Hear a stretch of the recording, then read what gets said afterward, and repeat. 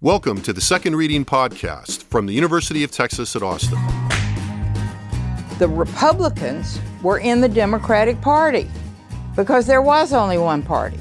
So I tell people on a regular basis, there is still a land of opportunity in America. It's called Texas. The problem is, these departures from the Constitution, they have become the norm. At what point must a female senator raise her hand or her voice to be recognized over the male colleagues in the room? And welcome to the Second Reading Podcast for the week of June 13th. I'm Jim Henson, Director of the Texas Politics Project at the University of Texas at Austin. As always, I'm joined by my colleague Josh Blank. Today, we have the sad task of looking at the aftermath of the horrific shootings in Orlando in national and state politics. We both want to express that we have the utmost sympathy for the victims and their families and think that this was, of course, a horrible and sad thing. That said, we're going to spend some time looking at this sad event's aftermath and the politics that surround the public response. We'll start with the response of national leaders, which, especially during a presidential campaign, were inevitable, don't you think, Josh? I mean, it's not just inevitable, it's expected. I mean, these are the sort of events that presidents are expected to respond to. And during a campaign season, I think there's a lot of interest in seeing how the candidates of the major parties would potentially respond as president during these events, right? Yeah, and I think there's a reflexive response, and we were talking about this before the podcast, for people to say, oh, you're going to get political right away, aren't you? Well, there's no way this is not going to be political. And I think what we really have to think about are the underlying judgments that are going in here, what people's motivations are, and what the context of these responses are. To somehow expect that, particularly in this case, as we'll unpack further on, that there were going to be no politics in this is completely unrealistic. Well, there's the old saw, politics is everywhere. And that they say that about much less political events or potentially political events than this, right? Right. So there's, without losing the very real human and sad dimension of this, there was no way this was not going to be political. So we want to look at some of the responses and play some clips. But first, let's make sure that we have just the basics of the situation in place. Right. It would be hard not to have heard much about this over the last few days. But briefly, here's some basic facts, and these facts are still unfolding, so some of this could change. But Omar Mateen, a 29-year-old American-born in New York, in fact. Not far from Donald Trump. Not far from Donald Trump. He had Afghan parents. He entered the Pulse nightclub in Orlando, Florida, a little before 2 a.m. and opened fire, killing 49 people and wounding another 53. During a 911 call later in the evening, he pledged allegiance to ISIS. Previously he had been under investigation by the FBI on two occasions, both of which ended up not proceeding. And he appears to have bought the guns that he used legally. Right. So those are some of the basic facts. Yeah, and I think that as we look at that and we'll unpack this, you can see all of the different things that are converging here. And it was a Latin night at what is a well-known and high-profile gay lesbian nightclub in Orlando. And so we have this convergence of terrorism and national security, civil rights, particularly gay, lesbian, LGBT rights, guns, right, always volatile. I think you got them all. I think that it seems like there's one more thing that I'm leaving out, but immigrations to some degree. And immigration, that's the other thing I was thinking of. And of course, because he's the president, because he's response, feelings about and attitude toward Barack Obama, the president. So let's start and play a clip from the president's initial response, really the morning as this was coming to light, Sunday morning. This is an especially heartbreaking day for all of our friends, our fellow Americans who are lesbian, gay, bisexual, or transgender. The shooter targeted a nightclub where people came together to be with friends, to dance and to sing and to live. The place where they were attacked is more than a nightclub. It is a place of solidarity and empowerment where people have come together to raise awareness, to speak their minds, and to advocate for their civil rights. So this is a sobering reminder that attacks on any American regardless of race, ethnicity, religion, or sexual orientation, is an attack on all of us and on the fundamental values of equality and dignity that define us as a country. So very presidential, very somber. Right. Very, for the most part, I thought actually not even for the most part, entirely appropriate. The rest of the speech, the first part of the speech laid out some of the facts as they knew them. And this was really literally just a few hours after this had happened. It was midday Sunday. And in laying out the facts of it, which were tentative at that point, the president urged people to wait, get more of the facts, but did mention that there probably, that there might have been a terror connection at this point. Donald Trump's response, which was widely circulated the next day, he did several media appearances, but we have a clip from Donald Trump calling into Fox and Friends early Monday morning. So let's play that. We're led by a man that is Right.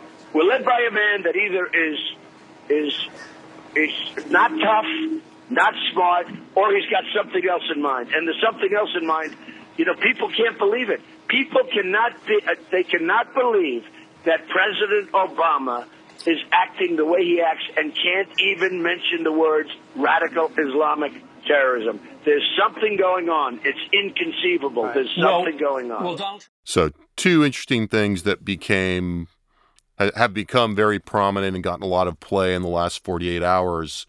First, the kind of dark insinuation without, quite saying anything explicitly, that there was something off and inexplicable about the president's response. And then the substance of that being this reference to his unwillingness to use the phrase Islamic terrorism or radical Islamic terrorism.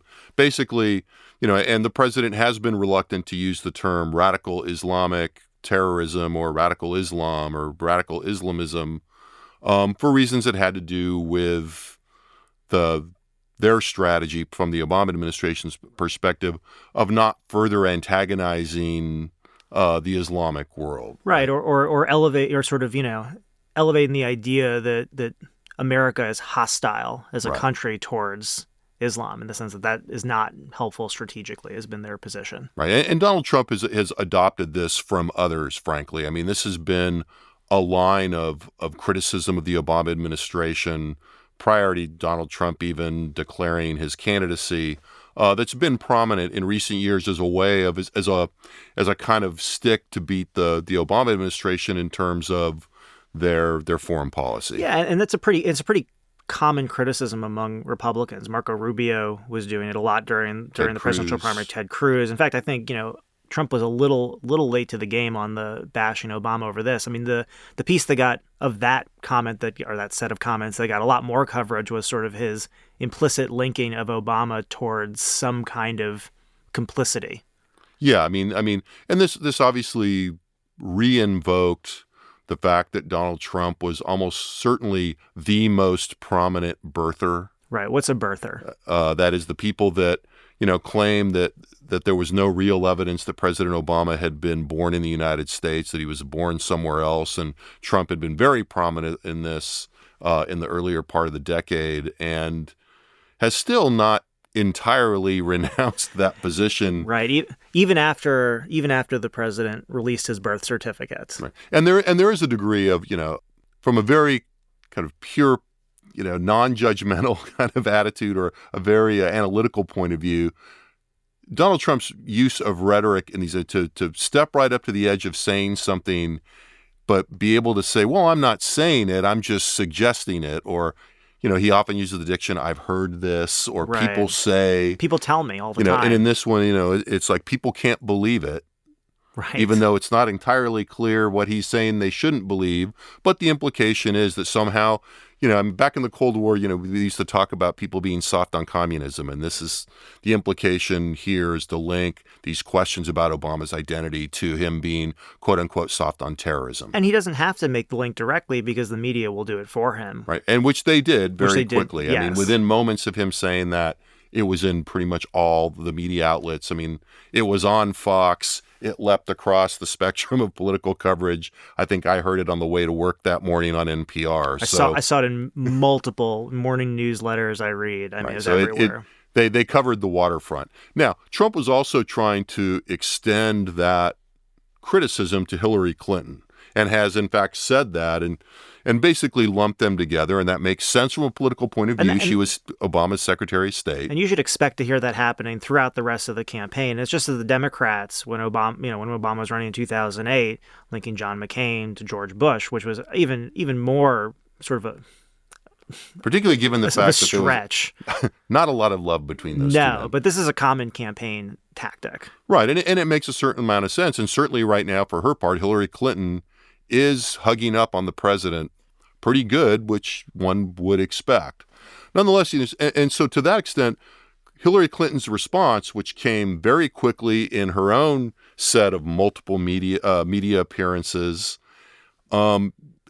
approached Trump's criticism on that in an interesting way, and that she just, she basically pivoted away from it. So let's listen to a clip from Hillary Clinton. First of all, from my perspective, it matters what we do more than what we say. And, it mattered we got bin Laden, not what name we called him. And I have clearly said that we face terrorist enemies who use Islam to justify slaughtering innocent people. And, whether you call it radical jihadism, radical Islamism, I think they mean the same thing. I'm happy to say either. But what I won't do, because I think it is dangerous for our efforts to defeat this threat, is to demonize and demagogue and, declare war on an entire religion. So we hear Hillary Clinton on one hand, adopting the administration's logic on the language. Which is not surprising. She was Secretary of State in the administration. She was there. Probably had a part. And as we heard the president do a couple days later, the next day, reminded people of the fact implicitly, I was in the room when we all killed bin Laden. But also, two things. So maintaining the logic of the position, but also an interesting pivot away in attempt to dismiss this whole matter of language by just saying, sure, I'll say it. It doesn't really matter. Now, the next day, President Obama met with his national security team and then gave a pretty notable, about a 30-minute speech after that meeting. The first part of the speech was policy, nuts and bolts, update on the logic of the administration's approach to terror, what's going on with the fight against ISIL, just pretty nuts and bolts policy report to the American people, if you will. The second half was a very notable and, to quote a headline that was actually on the Washington Post website, pretty clearly pissed off President Obama, speaking to the intimations from Donald Trump and from the Republicans. We've got a longish excerpt from the president, but let's listen to that. And let me make a final point. For a while now, the main contribution of some of my friends on the other side of the aisle have made in the fight against ISIL is to criticize this administration and me for not using the phrase radical Islam. That's the key, they tell us. We can't beat ISIL unless we call them radical Islamists. What exactly would using this label accomplish? What exactly would it change? Would it make ISIL less committed to trying to kill Americans? Would it bring in more allies? Is there a military strategy that is served by this?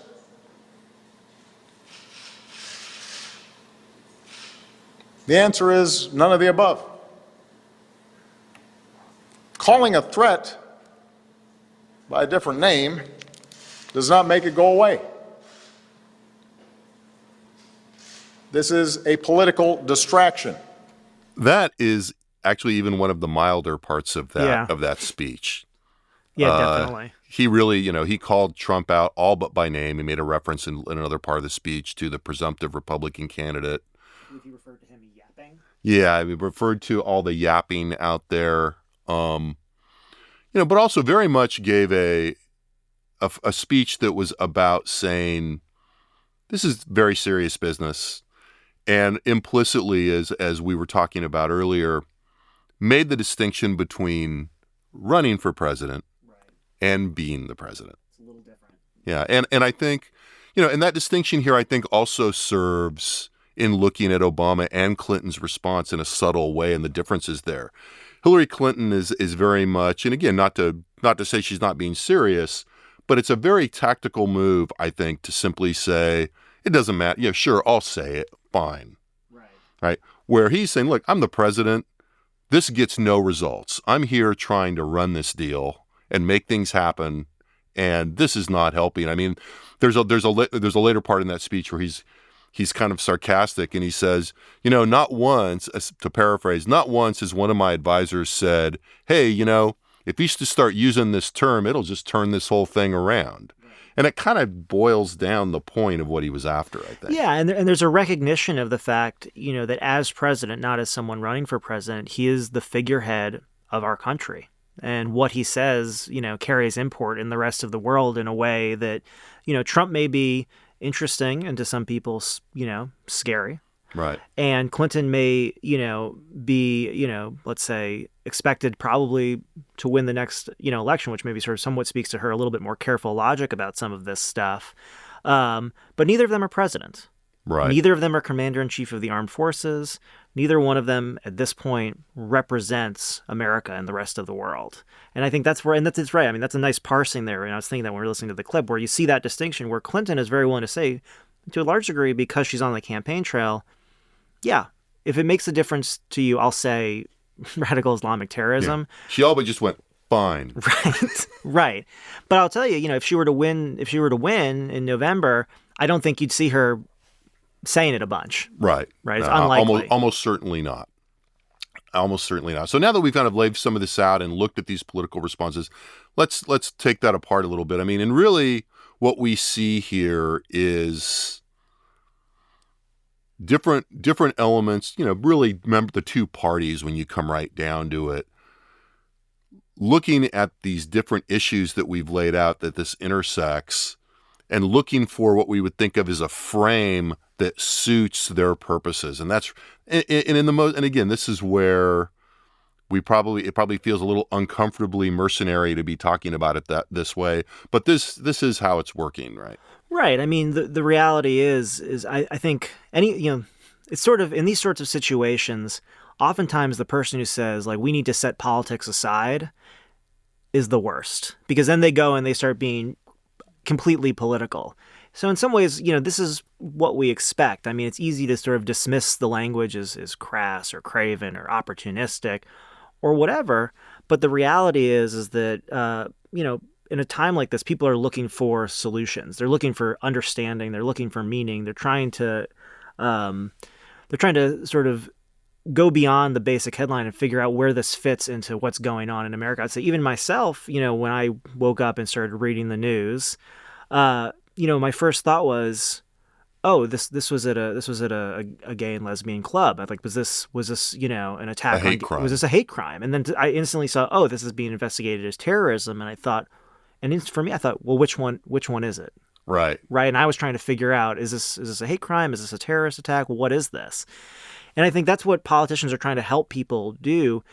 But as politicians are wont to do, they do it in a way that is going to be helpful to them. Now, it doesn't mean it's totally crass. It's just that there's a different understanding of the world. As someone, who sort of studies public opinion, there's something about this event that's extremely interesting. Right. In that these elements that we've talked about at the top of this podcast, we have a terrorist, with the sort of question of question of immigration, which is a loose tie to sort of the fact that, even though he was an American citizen, his parents were from another country. There's sort of issues of discrimination and tolerance, both in terms of gays and lesbians, but also in terms of Muslims, because, he's a Muslim. And Latinos. Right, which is the one that kind of gets forgotten about a lot. I've sort of seen, there actually been some prominent Latino commentators who've been pointing out, like, hey, let's not forget that these are also mostly Latinos, right?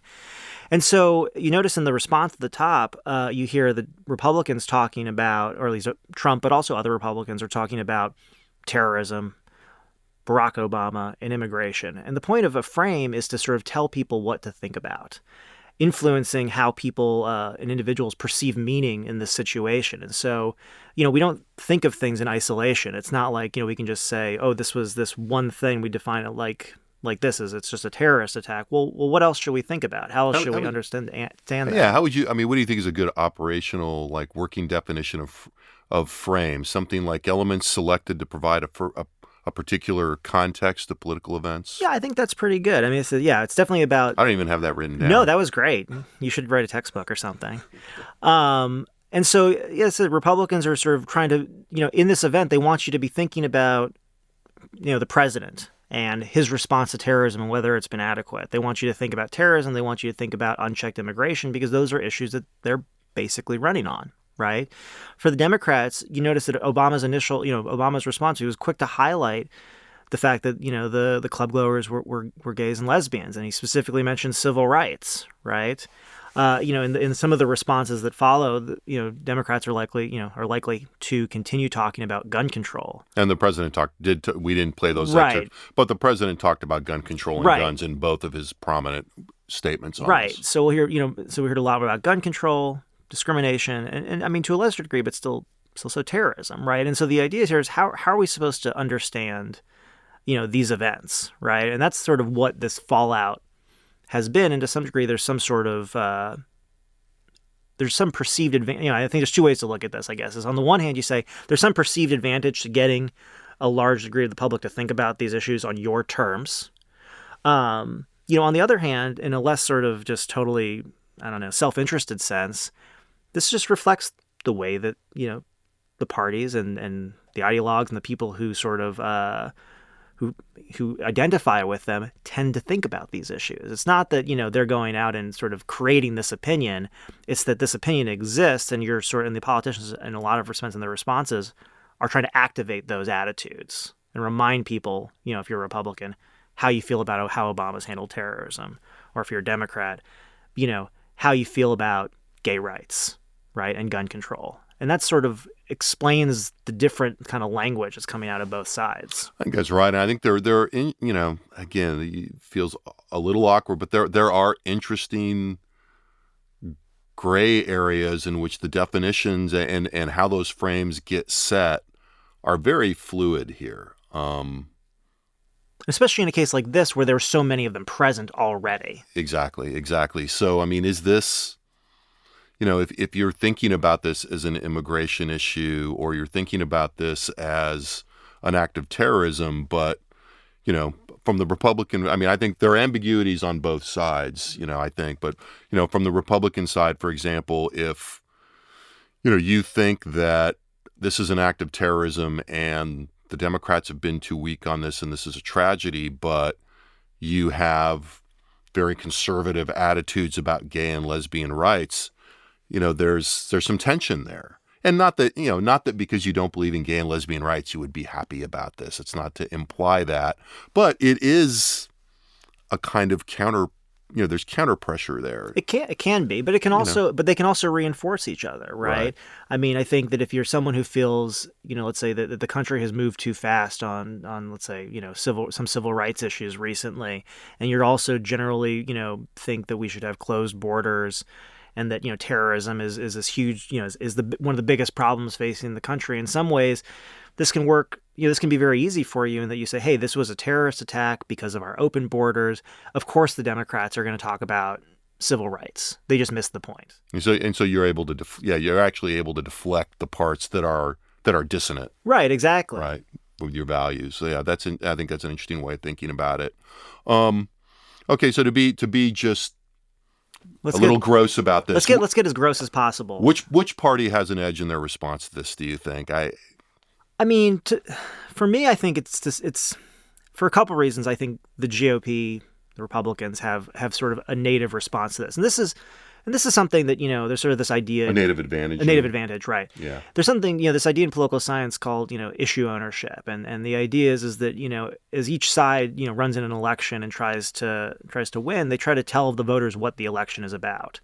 And so the idea, basically, and this doesn't always work, and it's, got its problems, is a theory, but the idea is, if the election is about, let's say, education, the Democrats are at an advantage, because in the end, no Republican is going to say, let's spend more on education than a Democrat, right?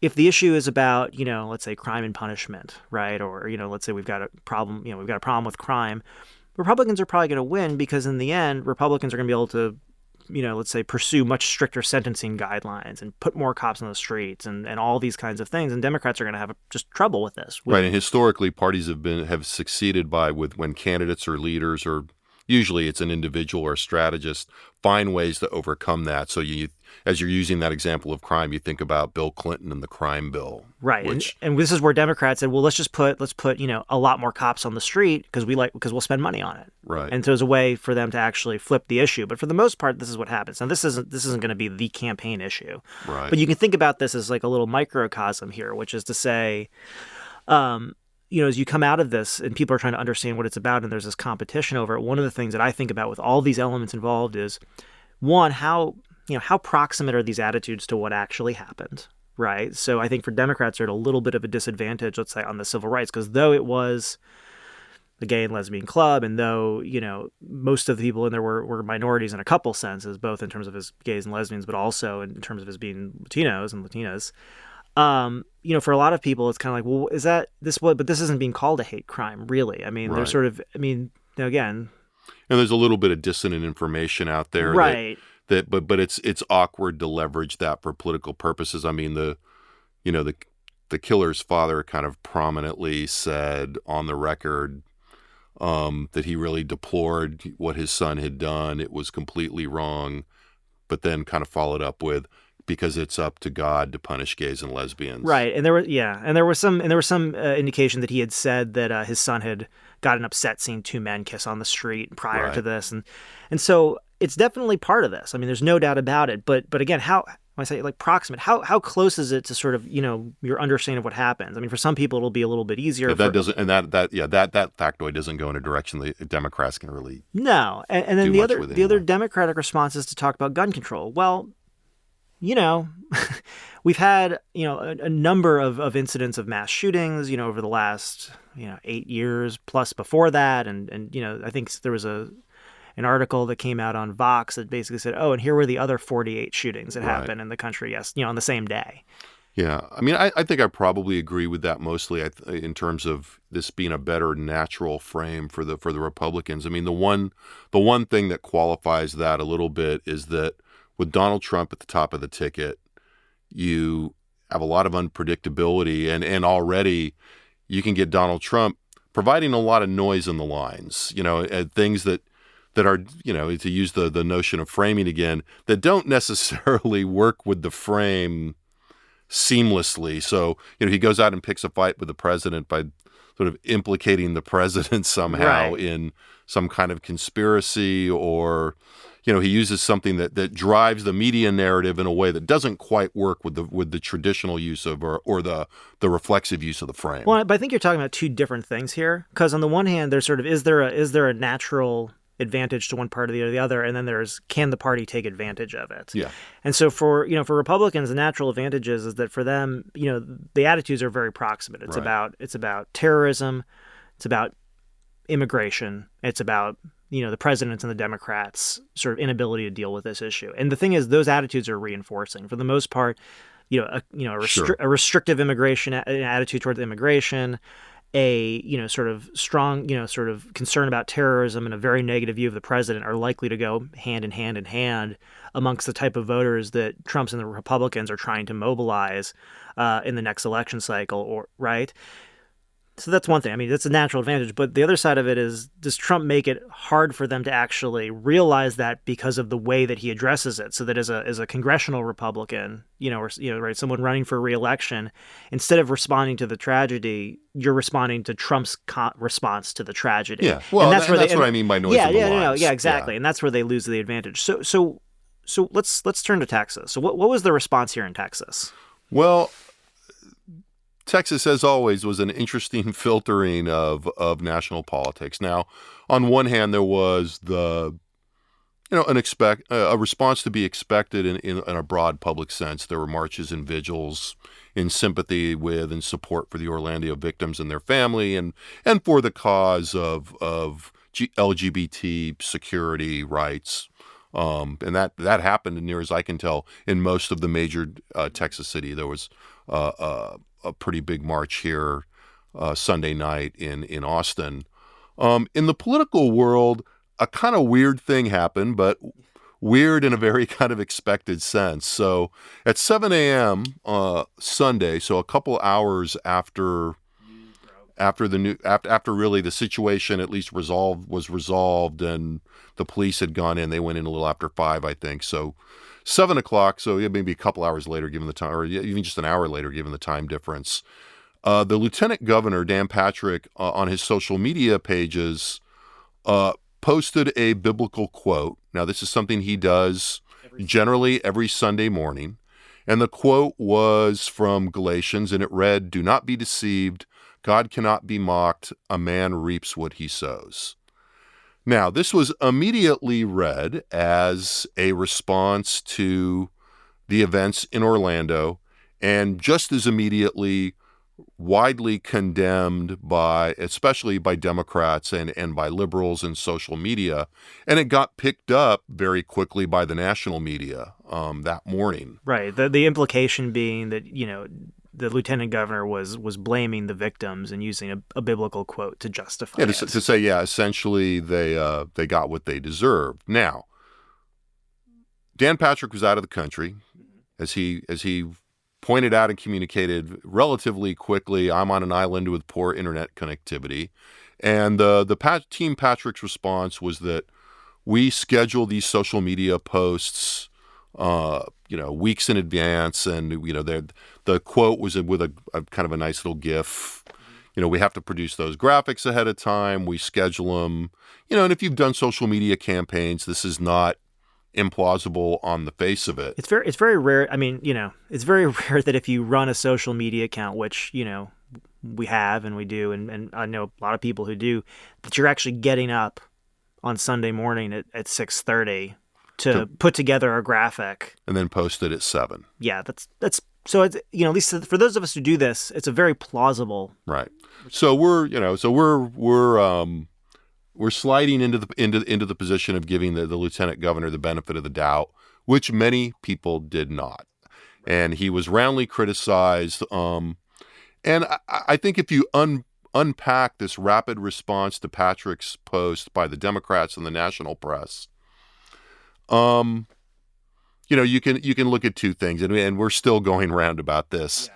My gut feeling, and this is a gut feeling, and I can intellectually see other alternatives, is that it probably was almost certainly not Dan Patrick himself deciding to post this message in response. And there are, at the very least, political reasons why he might not do this, though reasonable people could disagree on this and say, but this really goes to the second point that's really the more interesting point about this, which is that the response to Dan Patrick didn't happen in a vacuum. There was a context for this, well before the Orlando shooting, some of which we've talked about in here, which is that Dan Patrick has attempted to be not only a leader in the state, but a leader on the national stage in resisting the Department of Education or the Department of Justice advisories on LGBT access to bathrooms in public education facilities and schools, but also even kind of jumped in the fight when the Target stores announced that they would allow transsexuals to use the appropriate bathroom of their chosen gender. He got out in front of criticizing Target. So, and we could come up with other examples policy-wise. Well, let's say even before that, right? I mean, he was the leading voice against Houston's HERO ordinance. He was dead set against gay marriage, and in fact was supporting efforts in the Texas Senate to pass legislation or at least a resolution opposing gay marriage. I believe he was the one who requested from the Attorney General a decision about whether or not clerks in Texas could refused to marry gay couples after the Supreme Court decision. Right. So in sum, there are lots of reasons to both doubt his intentions. Right. But I think more interesting in terms of thinking about the contrast between the state and the national response to put Patrick in a frame. Mm-hmm. Right. And this is his framing again, right? So the question is in terms of interpreting Dan Patrick's tweet and his response, is this just someone who made a mistake? Is this just another example of like the perils of social media? Or, is this the bigoted lieutenant governor going and blaming the victims in a mass tragedy so that he can, increase his bona fides with social conservatives. Right. And there's, and so that's been, part of the discussion. Then, given the way that political organizations work in the modern world, it's possible that there's something in the middle there. There might have been an aggressive staffer, and Lieutenant Governor is known to have some ideological people working for him. Sure, you'd expect that. You would expect it. And so there is kind of a middle thing that somebody may have made an error in judgment. But in the end, it's probably not likely to hurt the lieutenant governor with his base in any way. And in fact, might even be a soft positive, shall we say. Yeah, I mean, we sort of, you say this all the time, and it's and I've sort of seen it again and again enough that I've incorporated it into my understanding of things, which is, if you're a Texas Republican politician, a negative editorial in the New York Times is like something you send out, as a campaign mailer, right? If Huffington Post is criticizing you, it's not really going to hurt you with your base voters here in Texas. So there's kind of a dual dynamic here, and our friend Jonathan Tylov had a really great column. Totally worth reading, and his is the first reading. Yeah, this is the second reading. Exactly. So it's called First Reading, and it ran Monday. That really broke down both the initial Patrick media postings, Patrick's long explanation, which probably even more irritated Democrats without going into it, and also just the way that the Democrats and the national media went after him. And much of the national media coverage covered the tweet and then didn't get around to actually providing the explanation and what Patrick's cleanup was. So, just to pause on a point for a second, one of the main points that Jonathan Tylov made in that piece was, if you just step back a second and think about the logic here, you have to believe that Dan Patrick, woke up, saw this tragedy taking place and thought, I know, I'm going to go on my social media account and blame the victims with a biblical quote. And, it's one of these things where this happens, I think, on both sides. And there's a lot of talk about this right now, about sort of affective polarization and sort of the negative views that people have towards the other party.